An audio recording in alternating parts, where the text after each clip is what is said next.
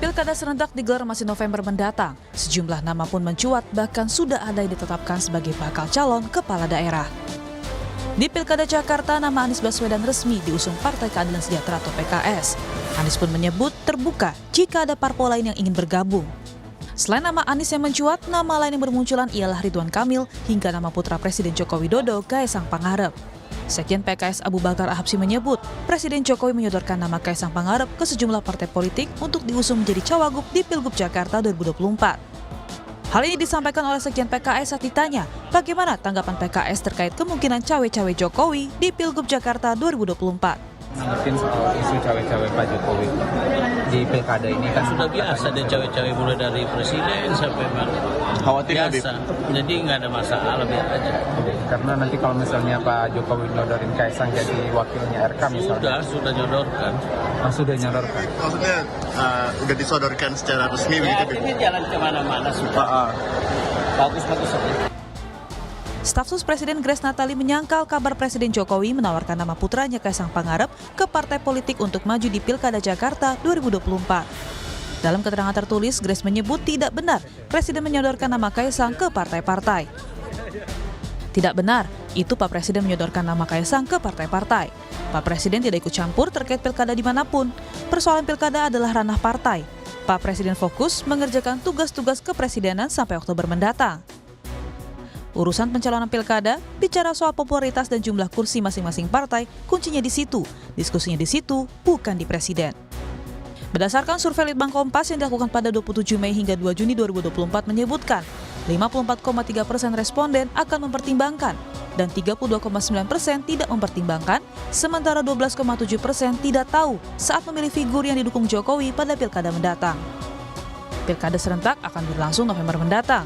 Berdasarkan survei Litbang Kompas, selain efek Jokowi, ada sejumlah faktor yang akan mempengaruhi pilihan publik di Pilkada 2024, termasuk kelompok yang resisten dari pengaruh Jokowi.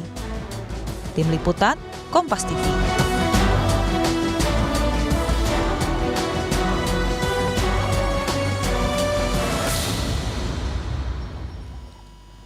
Pilkada Jakarta masih menarik diperbincangkan. Terlebih nama-nama yang mencuat layak dipertimbangkan dan diprediksi akan berlangsung sengit.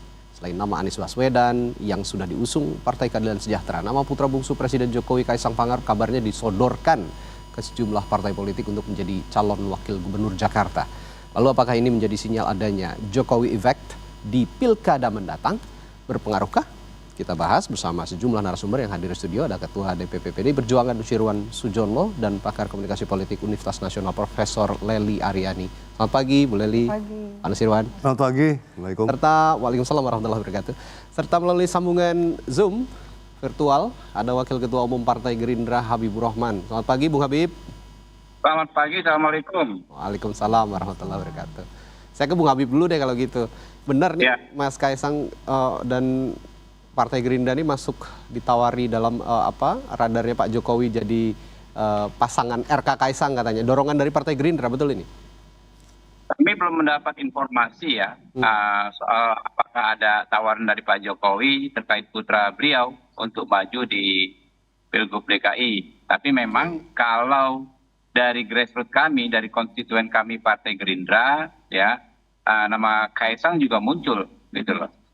Kalau kami ini kan pengambilan keputusannya dari grassroots, diusulkan ke DPC, lalu ke DPD, dan pada akhirnya dibahas di DPP dan diputus oleh Pak Prabowo. Nah, kalau pemutusnya memang nanti akhirnya pada Pak Prabowo. Tapi sampai saat ini seperti saya sampaikan di awal, ya, saya tidak ada dapat informasi apakah ada tawaran tersebut dari Pak Presiden Jokowi. Oke. Tapi terlepas ada atau tidak tawaran dari Pak Jokowi kepada Partai Gerindra untuk mengusung Mas Kaesang gitu ya, berpasangan dengan RK. Anda melihat sosok Pak Jokowi ini masih punya pengaruh di pilkada yang akan diselenggarakan nanti 27 November? Ya pasti tentunya ya, karena masyarakat kita adalah melihat karakter dan rekam jejak tokoh-tokoh politiknya. Kalau ada tokoh-tokoh politik yang dinilai baik ya, baik rekam jejak maupun karakternya disukai, maka apa yang di-endorse oleh beliau tentu akan berpengaruh. Jangankan selevel presiden 10 tahun seperti Pak Joko Widodo, di berbagai daerah banyak, misalnya di kota kelahiran saya di Bandar Lampung ada calon anggota legislatif adalah putri dari mantan wali kota berapa periode sebelumnya mencantumkan nama ayahnya di billboard dan akhirnya mendapatkan suara yang signifikan. Oke. Begitu juga saya sendiri mengalami ya di dapil saya ya ada keponakan saya, anak dari kakak saya dikenal orang karena memang beliau keponakan saya. Ya, terpilih juga gitu loh. Karena memang ada apresiasi rakyat kepada saya di dapil saya. Nah ini adalah contoh betapa endorsement itu berlaku. Tetapi tolong digarisbawahi ya. Sebesar apapun endorsement dan dari siapapun, masyarakat akan tetap menilai ya karakter dan rekam jejak si calonnya sendiri. Ya sehebat apapun endorsement, kalau calonnya nggak bisa didorong ya tentu nggak akan terpilih. Ya, ada pengaruh begitu ya sedikit banyak dari Pak Jokowi. Ini terbukti dari analogi-analogi kecil yang Anda contohkan tadi. Tapi ya kerja-kerja politik dan kalau kata Pak Erlangga, Ketua Umum Partai Golkar, local wisdom tetap ada kalau di pilkada begitu ya kurang lebih ya, Pak Bung Habib ya. Bukan persoalan local wisdom, itu berlaku dimanapun saya pikir ya, nggak hanya lokal di Indonesia, di seluruh dunia begitu juga. Kalau ada tokoh-tokoh yang disegani ya dianggap bagus oleh masyarakat, maka tokoh lain yang di-endorse akan mendapat pengaruh baiknya. Kita lihat di hampir semua negara di seluruh dunia seperti itu. Oke, saya ke Pak Nusirwan. Pak Nusirwan, ini ada fakta menarik yang dipotret oleh survei Litbang Kompas ini yang diselenggarakan dari 27 Mei hingga 2 Juni 2024. Di sana Litbang Kompas bertanya, responden yang mempertimbangkan paslon pilkada dalam memilih kepala daerah, apakah Anda mempertimbangkan untuk memilih calon yang memiliki hubungan kedekatan dengan Presiden Jokowi? Hasilnya cukup mengejutkan. 54,3% mengatakan ya betul. Apa respons Anda soal survei ini? Apakah masih pengaruh sebegitu kuatnya cawe-cawenya Pak Jokowi ini di pilkada serentak nanti? Terima kasih. Selamat pagi. Assalamualaikum. Jadi mendasari kepada survei tersebut bisa saja demikian. Saya menyambut pemahaman apa yang disampaikan oleh kakanda saya, Bung Habibur, bahwa tentu akhirnya kembali kepada calon yang bersangkutan. Ya. Berkaitan dengan apakah itu ada pengaruh atau dan sebagainya, itu tentu efek itu macam-macam ya. Bisa juga pengaruh itu berwujud psikologis, tapi juga bisa berkaitan juga dengan ketersinggungan atau katakanlah keterkaitan langsung di lapangan. Ini pengertian pengaruh tersebut. Lalu pengaruh itu akan berwujud seperti apa tentunya yang harus kita cermati. Dan tentunya semua pihak ini siapakah maksudnya ya partai politik, ya. Kemudian juga pemerintahan saat ini dan tentu yang nanti akan memerintah ke depan, tentu juga akan memiliki evaluasi, memiliki penilaian, perhitungan hasil pemilu yang lalu, mengevaluasi dan kemudian besok itu pilkada harus akan bagaimana. Termasuk diantaranya tentu kalau misalnya berkaitan dengan pengaruh, sebaiknya tentu harapannya tentu pemerintahan saat ini yang harapannya tentu akan memberikan legacy, kebijakan, langkah-langkah yang dicatat baik. Jadi itu harapan kami. Jadi setiap langkah, setiap hal yang pada saat acara besar konstitusi, tentu masa-masa tersebut akan menjadi catatan bagi masa ke depan 5-10 tahun, karena kalau kita bicara pilkada atau pemilu legislatif dan pemilu presiden dan sebagainya itu akan dicatat sekian tahun, sekian waktu ke depan. Dan itu harapannya tentu semua akan meninggalkan rekam jejak yang baik, menjadi catatan yang baik apa saja yang terjadi pada saat itu. Sehingga tentu pengaruh itu kalau pengaruh baik tidak masalah. masalah. Wajar-wajar saja itu akan menjadi penilaian masyarakat, publik, rakyat untuk memilih. Tapi kita juga harus bersiap-siap apabila penilaian itu tentu ada catatan-catatan tersendiri dari rakyat pemilih, dari publik. Oke. Demikian. Jadi saya tadi sepakat, tentu akhirnya kembali kepada calon, seperti Bung Habibur tadi sampaikan, dan ya tentu bahwa beberapa catatan-catatan itu yang lain, yang lalu, dan besok akan bersikap seperti apa, tentu itu akan menjadi penilaian tersendiri. Oke. Ada fakta lain di survei Litbang Kompas yang juga dipotret ini Pak Nusirwan. Pertanyaannya begini, responden yang mempertimbangkan paslon pilkada yang diusung PDI Perjuangan, ternyata hasilnya juga tetap tinggi. Ada 58,5% yang mempertimbangkan calon dari PDI Perjuangan. Di luar, di sisi lain juga ada calon yang akan didukung oleh Pak Jokowi, juga ada masa yang mendukung itu, dan juga ada PDI Perjuangan ternyata di situ. Yang tidak mempertimbangkan hanya 25,3 dan yang menjawab tidak tahu 16,2.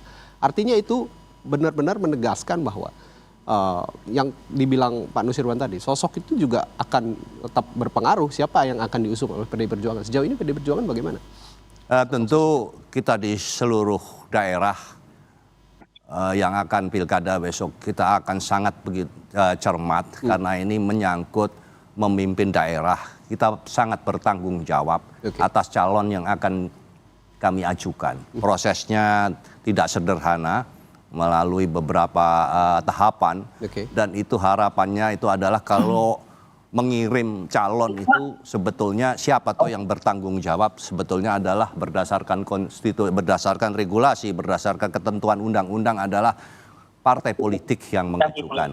Maka partai politik itu sebetulnya garda depan untuk bertanggung jawab terhadap calon yang akan diajukan. Nah, dia nanti yang akan memimpin daerah, dia akan bagaimana ke depan kelak di daerah tersebut. Jadi apapun kondisi tentu berdasarkan evaluasi yang ada setelah pemilu dan yang lain, pada beberapa waktu yang lalu kita tetap menjaga daya tahan kita untuk memberikan calon yang seoptimal mungkin, sebaik mungkin untuk memimpin daerah. Ideal berdasarkan pilihan masyarakat gitu ya kira-kira. Ya. Prof. Lely, Prof, kalau tadi kan Pak Nusirwan dan Bung Habib bersepakat bahwa sebenarnya meskipun ada tidaknya Jokowi efek, tetap pada persona, pada sosok yang akan diusung oleh partai politik juga punya pengaruh besar terhadap keterpilihan masyarakat. Tapi di sisi lain juga Pak Nusirwan menekankan bahwa boleh ada pengaruh tapi legacy yang baik, yang buruk ya jangan diikuti dan jangan diingat-ingat terus begitu untuk penataan demokrasi yang lebih positif ke depan. Anda melihat ini bagaimana soal Jokowi effect di pilkada serentak? Jawab sekarang. Silakan. Takutnya iklan deh.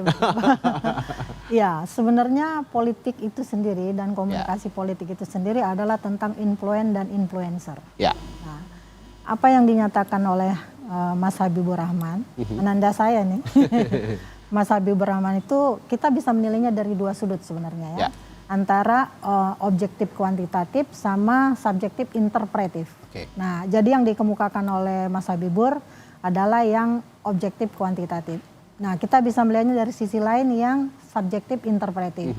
Artinya begini, setiap pengaruh yang diberikan dan bagaimana cara mempengaruhinya itu tergantung pada relasi patron klien yang ada pada saat ini. Jadi notabene kita akui Pak Jokowi masih berkuasa. Jadi Litbang Kompas tidak terlalu mengejutkan untuk menghasilkan data semacam itu. Termasuk juga tadi dukungan terhadap munculnya calon dari PDIP yang didukung jauh lebih besar kayak yang tadi 58% ya. Nah, dinamika semacam inilah yang harus kita baca. Sejatinya ketika relasi patron klien itu dikedepankan, siapapun sosoknya, sepanjang si patron ini masih berkuasa, masih punya wewenang, masih punya jabatan, masih punya kedudukan, dan si klien masih punya loyalitas, dukungan, kesetiaan, dan sebagainya, maka relasi ini terus akan berlangsung. Jadi kalau sekarang Kaisang disodorkan, Jokowi efek pasti berlaku. Tapi nanti pada saat pemilihan belum tentu. Jadi biasanya begitu yang terjadi. Ini Scott dan Roninger membatasi dengan jelas tentang teori ini.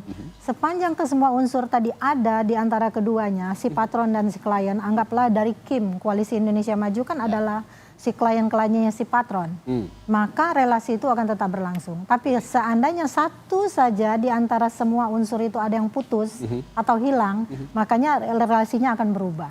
Nah itu biasanya yang terjadi dalam teori. Sepanjang 34 tahun saya belajar, meneliti, dan kemudian bisa menganalisis banyaknya. Kalau kita boleh simpulkan sementara ini, Prof. Kalau di Pilkada 2024 ini nanti pertarungannya adalah mesin politik yang kuat versus Jokowi effect. Kalau Pak Nusirwan kan mengatakan PDI Perjuangan punya tanggung jawab penuh untuk mengusung calon-calonnya dan juga mesin-mesin partai yang harus dijaga kekuatannya. Dan saya lihat juga di survei Litbang Kompas masih cukup besar kepercayaan masyarakat untuk mendukung nanti siapa yang akan didukung PDI Perjuangan. Tapi di sisi lain juga ada Jokowi effect. Jadi pertarungannya itu Jokowi effect versus mesin partai. Anda sepakat dengan kesimpulan sementara? Iya pasti, dimanapun, baik pilpres maupun pilkada, provinsi, kota atau kabupaten, mesin partai itu adalah penyokong paling utama. Tentu saja di samping properti lainnya yang notabene harus disiapkan oleh mesin partai akan bergerak kalau ada propertinya. Nah propertinya kalau dia didukung penguasa itu akan aman gitu. Jadi ini yang saling berkelindang, ibaratnya dia simbiosis mutualis antara figur yang diusung yang notabene kadang-kadang tidak penting popularitas, tapi dia didukung oleh penguasa yang kemudian punya segala amunisi untuk menggerakkan mesin partai, sehingga partainya bergerak. Tapi partainya besar, tapi mereka nggak punya amunisi, nggak juga bergerak. Biasanya juga bisa bergerak seperti itu. Jadi sementara ini kita sepakat ya bahwa Pilkada 2024 adalah Jokowi effect versus mesin-mesin partai yang kuat, termasuk PDI Perjuangan. Saya lihat tadi angkanya masih tinggi. Tapi begini, ada juga yang disimpulkan oleh survei Litbang Kompas. Saya bacakan. Yang pertama, ada soal potensi resistensi terhadap keterpilihan calon di Pilkada 2024. Yang pertama, resistensinya adalah pada kelompok pemilih partai politik ataupun pemilih capres-cawapres pada pemilu 2024 masing-masing menyimpan potensi pemilih yang tidak akan menjadikan arah dukungan kepada Jokowi sebagai pertimbangan memilih di Pilkada. Jadi jika di rata-rata ada sepertiga katanya, atas survei Litbang Kompas, bagian responden yang baik dari kelompok pemilih maupun capres-cawapres yang menyimpan potensi resistensi terhadap pengaruh Jokowi itu. Yang kedua adalah pelaksanaan Pilkada 2024 pada November, perlu diingat juga, Pak Jokowi sudah tidak menjabat sebagai Presiden. 20 Oktober sudah berakhir. Nah bagaimana, saya minta pendapat dulu dari Bung Habib deh kalau begitu ya soal ini. Bagaimana nanti ketika resistensi itu muncul, Jokowi effect apakah masih bisa diandalkan atau tidak di Pilkada 2024 setelah tidak menjabat lagi sebagai presiden? Ya, sedikit saya merespon Prof. Lely, guru saya. Mohon izin saya sedikit berbeda sudut pandang ya, berdasarkan pengalaman saya 2 kali terlibat dalam tim ses di Jakarta, ya, tim ses pemenangan Pak Jokowi Ahok, dan tim ses pemenangan Anies Sandi, dan saya 2 kali terpilih di Dapil DKI Jakarta 1. Ya kalau di Jakarta memang agak unik ya, teori-teori yang umum mungkin perlu dicek lagi ketika diaplikasikan di Jakarta. Jakarta itu ketika Pak Jokowi menang ya, itu dia melawan kekuasaan yaitu Pak Poke.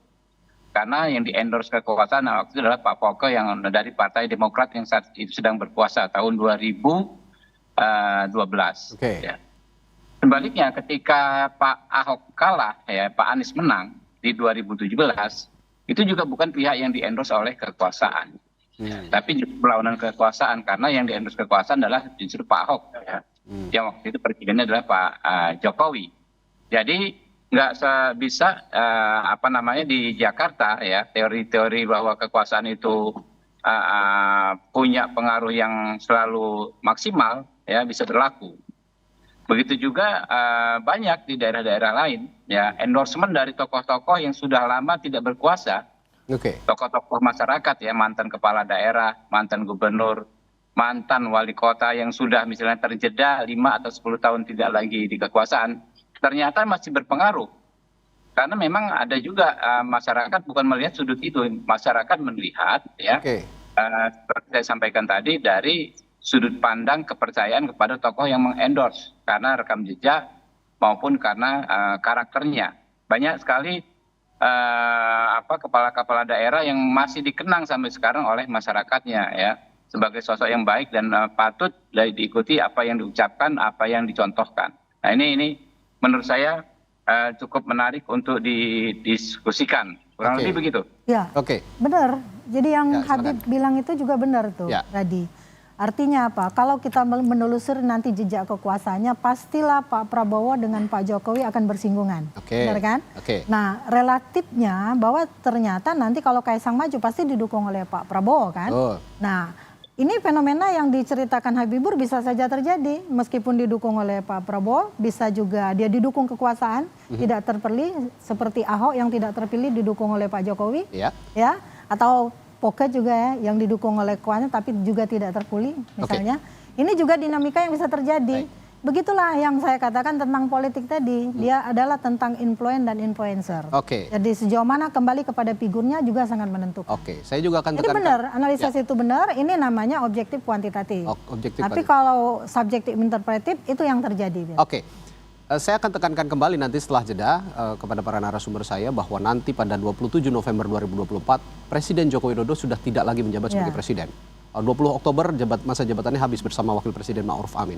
Nah, yang saya akan ingin tekankan juga nanti apakah pilkada ini semua jadi pasar bebas bagi para calonnya atau ada yang menjadi pasar bebas tapi tetap juga akan ada yang menjadi simpul-simpul kekuatan Presiden Jokowi di Pilkada 2024. Atau pasar gelap. Atau pasar gelap.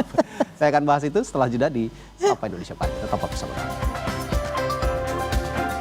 Tadi sebelum jeda saya menyinggung soal pasar bebas atau kalau kata Prof. Leli pasar gelap di Pilkada 2024 ini. Kenapa saya katakan demikian? Tadi sempat juga ada pernyataan dari Bung Habibur Rahman bahwa sebenarnya nggak juga langsung melekat pada penguasa dan langsung akan menang dalam pilkada. Nah itu artinya saya artikan ada juga beberapa daerah yang pilkada DKI Jakarta misalnya ataupun pilkada Jawa Barat atau pilkada di tempat lain yang menjadi pasar bebas.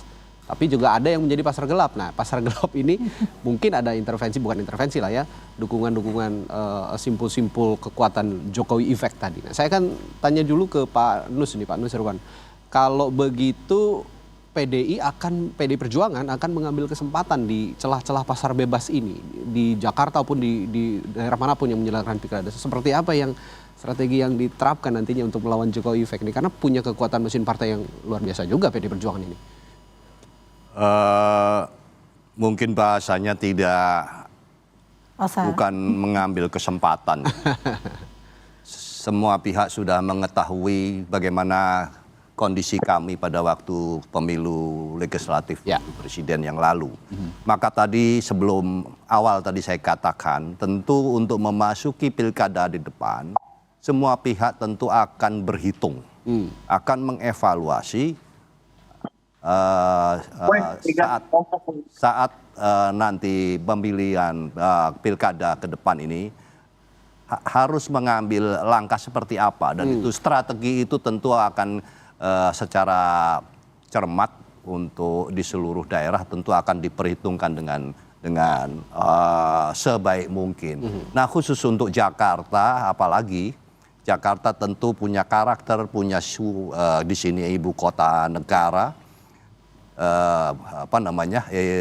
kota metropolitan. Kalau ibu kota negara katanya sudah pindah. Sudah pindah. Gitu. Jadi, tetap tapi metropolitan. Kota metropolitan. Ya. Dan di sini masih menjadi pusat pengendali pemerintahan. Pengendali pemerintahan ya semua instansi-instansi yang berkompeten terhadap setiap acara-acara konstitusi besar tetap akan ada di Jakarta. Dikendalikan di sini. Maka termasuk diantaranya tentu warga rakyat Jakarta juga akan melihat langsung apa yang akan dilakukan. Ya. Berbeda kalau misalnya agak jarak jauh begitu mungkin hal-hal yang akan dilakukan mungkin sedikit kabur atau katakanlah sulit untuk dideteksi. Maka untuk di Jakarta ini agak berbeda karena semua dengan mudah akan melihat. Maka tadi saya katakan bahwa ini sebetulnya adalah kesempatan untuk kita semua melangkah dengan baik. Karena itu akan menjadi catatan kelak di kemudian hari. Kepada siapa? Kepada semuanya. Tadi saya sudah menyinggung bahwa tentu bagi yang pemerintahan saat ini, Presiden Pak Jokowi, harapannya tentu akan meninggalkan catatan-catatan yang baik. Kita juga tidak bisa memaksa. Jadi kalau katakanlah bahasa tadi efek atau cawe-cawe dan sebagainya tidak usahlah dibahas karena itu tidak mungkin diucapkan. Tapi dikerjakan. Diucapkan itu tapi dikerjakan. Jadi pengaruh itu kalau dikatakan, makanya semua kalau ditanya tadi juga sebelum acara ini kan juga ditanya, apakah tentu sudah tidak usah ditanya, jawabannya tentu mengatakan kita tidak ikut-ikut. Itu sudah automatically akan demikian. Maka yang saya katakan tadi tentu bahwa itu adalah kembali kepada semua pihak yang berkepentingan akan bersikap seperti apa, dan itu akan dinilai kelak kemudian hari. Jadi PDI Perjuangan fokus saja kerja ya. Iya, sudah nanti rakyat yang akan menilai semua gitu. apa yang kita lakukan. Jadi kalau dikatakan bahwa ini apakah masih ada pengaruh dan sebagainya, ini bukan matematika. Kalau matematika itu sudah jelas perhitungannya. 1+1 2. Jadi kalau ini bisa jika dikatakan saya tidak ngapa-ngapain kok, saya tidak ikut-ikut, tapi bergerak, ya itu susah. Jadi nanti memperkirakan soal berkaitan dengan efek ya. Gitu. Ini ada pertanyaan colongan juga sebenarnya Pak Nus. Ada fenomena menarik juga di Jakarta ini sekarang yang berebut menjadi cawagupnya Anies Baswedan sepertinya. Untuk melawan kekuatan yang dibilang katanya simpul kekuatan Jokowi, Ridwan Kamil dan Kaisang yang nanti mungkin akan diusung. Nah, kalau PDI Perjuangan akan tetap, saya kemarin sempat melihat ada pernyataan menarik juga Anies Baswedan keluar dari mulutnya Mbak Puan Maharani sendiri. Nah ini bagaimana khusus untuk konstelasi di DKI Jakarta, apakah juga akan menyodorkan nama untuk bersanding dengan Anies Baswedan? Belum final. Kan ada Ahok, ada Bu Risma, banyak juga. Semua itu adalah beberapa nama-nama yang cukup dikenal oleh warga Jakarta. Ya wajar saja, tapi ini masih dalam proses evaluasi. Tentu kembali lagi seperti yang tadi kami sampaikan, tentu semua itu berhitung. Semua mengatur strategi karena tentunya pilkada ini juga akan kita perhitungkan bagaimana 5 tahun ke depan, 5-10 tahun ke depan. Jadi naruh ini kan juga tidak sembarangan. Dan yang kedua adalah tentu kita harus menjaga efek psikologis politik di internal maupun eksternal atas apa yang akan terjadi nanti kelak pada waktu pilkada berlangsung. Konsekuensinya kalau namanya pilkada itu bisa menang dan kalah. Nah, tentu kita juga harus berhitung baik-baik kalau misalnya menang itu semua pasti akan gembira, akan senang. Tapi kita juga harus memperkirakan kalau misalnya tidak sesuai dengan harapan itu bagaimana. Nah ini tentunya tidak hanya sekedar membahas soal nama, tapi kita juga harus memperhitungkan berbagai sisi dan aspek. Ya kalau menang itu tujuan, tapi kalau misalnya kalah harus ngapain itu yang juga perlu dipikirkan. Oke, kira-kira begitu. Nah ini saya akan tanyakan kembali ke Prof. Lely. Tadi sebelum saya bertanya ke Pak Nusirwan juga soal pasar bebas, pasar gelap. Saya akan bertanya daerah-daerah mana saja pilkada serentak ini, terutama provinsi lah ya, yang terbebas dari pasar gelap atau masih menjadi pasar bebas. Tapi mana juga yang menjadi pasar gelap. Karena kalau kita lihat kayak di Jakarta mungkin nanti Mas Kaisang maju. Kalau di Sumatera Utara ada Mas Bobi. Kalau di Jawa Timur sepertinya Koalisi Indonesia Maju solid mendukung Khofifah Indar Parawansa. Di Jawa Tengah pun begitu. Ada Irjen Lutfi yang sepertinya katanya Kim akan didukung oleh Koalisi Indonesia Maju. Nah ini masih agak abu-abu mana yang pasar bebas, mana yang pasar gelap. Kira-kira kalau di analisisnya Prof. Lely bagaimana pasar gelap dan pasar bebas? Jadi politik benar-benar dikonotasikan seperti politik dagang sapi gitu ya. Kalau pasar gelap, pasar bebas. Padahal tujuan pembentukan partai politik itu sendiri kan adalah untuk merebut dan mempertahankan kekuasaan. Jadi tentu saja setiap partai politik berusaha ya, apapun logika yang mereka bangun, kita pasti menjadi tahu ujung-ujungnya kekuasaan, gitu ya. Tapi kekuasaan yang bagaimana dulu? Tadi Mas Nus sudah menjelaskan, Habibur juga ya. Kekuasaan yang bagaimana dulu? Target pasti menang, umpamanya seperti itu.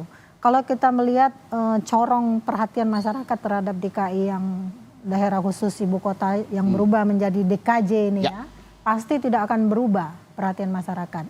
Sosok figur tertentu yang katakanlah sekarang saya dengar juga di luar di medsosnya, kenapa takut yang lawan Anies gitu ya, karena Anies popularitasnya demikian tinggi sehingga semua perhatian pada Anies. Lalu seolah-olah dicarilah lawan yang bisa menandingi yang memungkinkan Anies tidak akan menang. DKI atau DKJ ini sendiri itu kan jumlah penduduknya sekitar 10 juta. Ya. Jawa Barat lebih kurang 50 juta. Jawa Timur 40 juta. Dan Jawa Tengah 30 jutaan. Ya. Kalau kita bulatkan itu ya Mas. Tentu perhatian pada provinsi-provinsi yang besar inilah yang menjadi sorotan yang ditanyakan oleh Mas Radi tentang pasar gelap atau pasar terangnya gitu kan. Ini pasar perjudian sebenarnya. Saya melihat politik itu sebuah pasar perjudian. Perjudian kekuasaan. Bukan karena judi online lagi rame-ramenya. Ada juga judi darat soalnya. Tapi semuanya judi. Jadi politik itu judi. Gambling. Jadi gamblingnya adalah menang atau kalah. Nah tapi memang kalau kita melihat relasi patron klien, karena teori ini berlaku hampir di seluruh dunia. Kenapa Scott dan Renninger kemudian meneliti itu di semua daerah, di kepingan-kepingan dunia tersebut. Artinya begini Mas Radi, bahwa akankah ada penguasa-penguasa yang terlibat? Pasti. Akankah ada penguasa-penguasa dan pengusaha-pengusaha yang terlibat?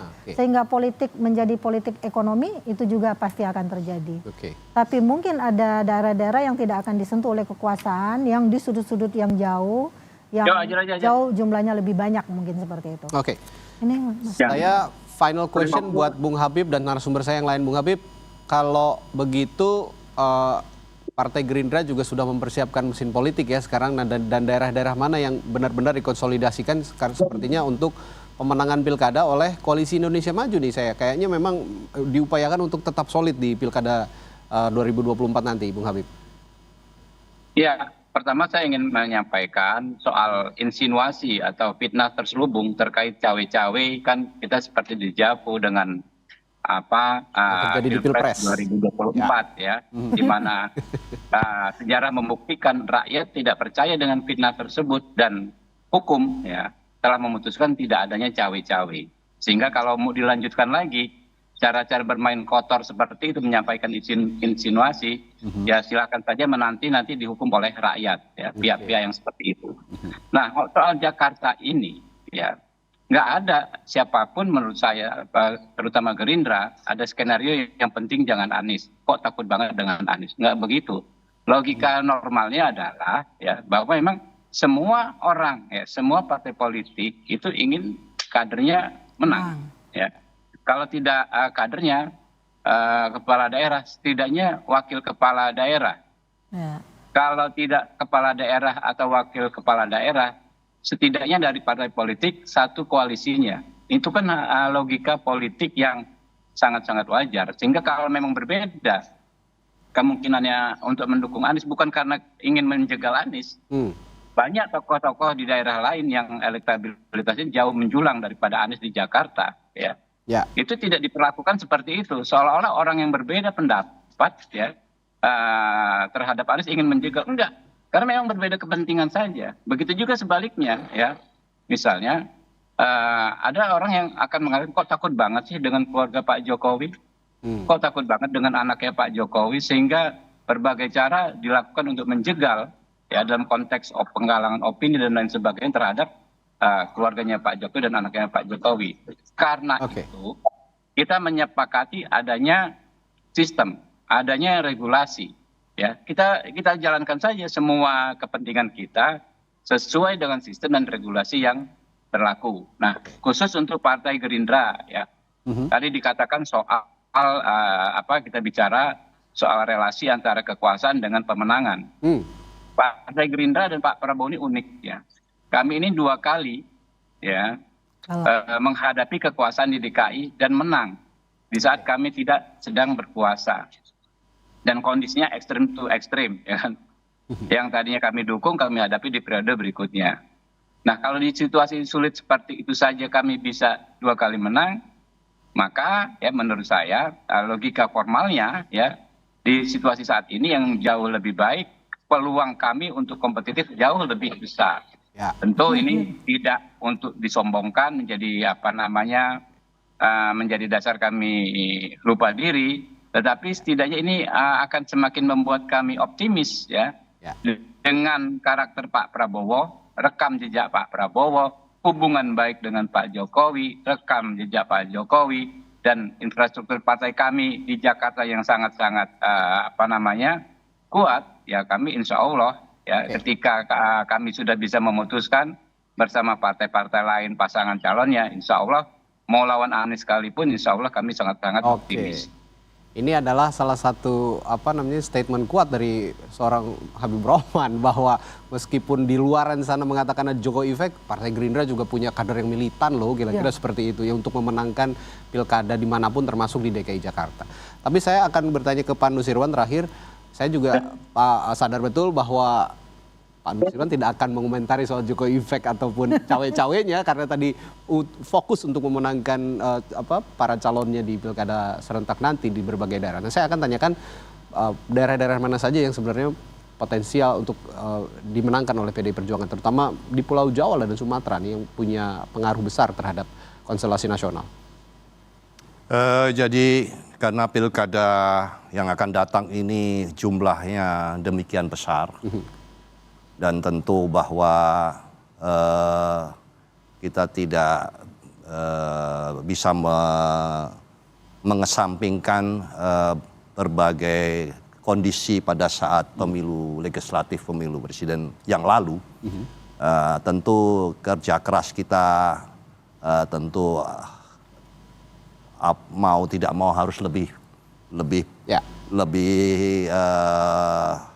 serius. Lebih keras lagi ya. Lebih keras lagi karena ini berkaitan dengan personal ya. Paling sulit itu adalah SDM ini. Jadi memilih calon itu bukan pekerjaan hal yang mudah. Di sisi yang lain juga tadi sudah disampaikan di forum ini bahwa tentu akhirnya kembali kepada calon yang akan diajukan begitu.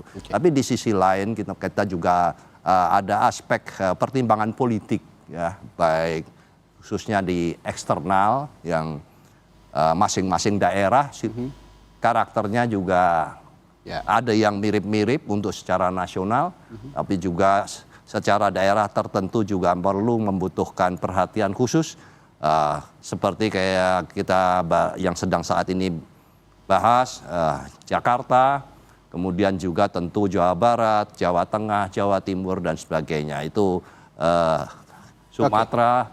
Ya, dan itu tentu kita tidak akan mengesampingkan, tidak ada juga daerah yang dinomorduakan begitu, seolah-olah tidak memikirkan hal yang ini, tidak mungkin karena kita ada di seluruh Indonesia, jadi itu perhatian itu tetap yang penting kita lakukan fokus secara menyeluruh. PDI Perjuangan tetap logikanya fokus kader dan tetap prioritas ya. Ya, tapi kader tetap prioritas sepertinya begitu ya untuk PDI Perjuangan karena bagaimanapun kan pilkada serentak ini juga akan menentukan konstelasi politik 5 tahun ke depan, stabilitasnya seperti apa termasuk untuk kepentingan partai politik. Nah, terakhir juga ke Prof. Lely untuk kemudian disimpulkan bahwa apakah betul pilkada serentak ini nanti akan menentukan konstelasi politik nasional dan stabilitas politik nasional 5 tahun ke depan. Karena kemarin beberapa petinggi di Koalisi Indonesia Maju termasuk dari Golkar ini mengatakan bahwa kenapa kita ingin memenangkan seluruh pilkada? Karena untuk menstabilkan atau mengamankan stabilitas jalannya pemerintahan Prabowo Gibran nanti 5 tahun ke depan. Anda sepakat dengan pemahaman bahwa ini akan menjadi penentu? Itu mungkin salah satu variabel yang ditentukan oleh Koalisi Indonesia Maju. Tapi dalam politik kan variabelnya tidak tunggal. Nah, variabel yang jamak bahkan multi ini juga sangat menentukan. Sekuat apapun dukungan karena dalam politik itu tidak ada yang permanen, tidak ada yang menetap koalisinya seperti itu. Mungkin PDIP juga termangu-mangu gitu kan, ketika Pak Jokowi kadernya tiba-tiba tidak lagi berada di sisinya gitu kan, termangu-mangu. Tapi apa boleh bulat daripada gepeng, politik memang seperti itu. Nah, dinamika semacam ini mungkin yang dibaca oleh Kim sehingga ingin menentukan pokoknya tiap daerah harus lebih banyak daerah yang bisa kita rangkul untuk menentukan konstelasi politik ke depan, dan itu sebuah ambisi politik yang standar menurut dan wajar ya sepertinya ingin punya keinginan seperti itu karena memang 5 tahun ke depan ini kita tidak tahu akan seperti apa, masih buta karena memang ini politik itu berubah baru. Bukan jam per jam, detik per detik. Gitu. Terima kasih sekali lagi pandangannya Prof. Lely Aryani, analis komunikasi politik dari UNAS, dan juga Pak Nusirwan Sujono, Ketua DPP PDI Perjuangan. Tadi sebelumnya ada Wakil Ketua Umum Partai Gerindra Habibur Rahman telah berbagi perspektifnya di pagi hari ini Sapa Indonesia Pagi. Terima kasih, sehat selalu Bapak Ibu. Terima kasih. Selamat pagi.